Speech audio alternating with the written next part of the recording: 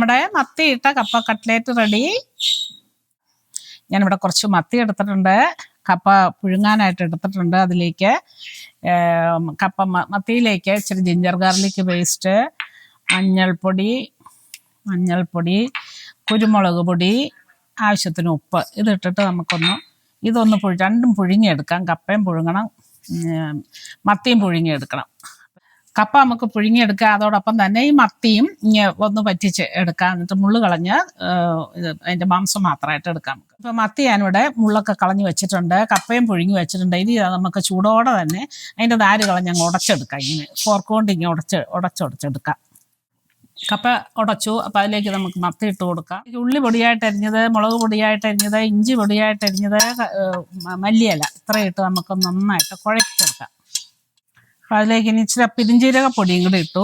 മസാല പെരിഞ്ജീരകപ്പൊടി ഏതെങ്കിലും ഇടാം. അപ്പം നമ്മൾ കട്ട്ലറ്റൊക്കെ ശരിയാക്കി ഇനി മുട്ടയിൽ മുക്കി പൊടിയിലിട്ട് വേഗം നമുക്ക് വറുത്ത് കോരിയെടുക്കാം.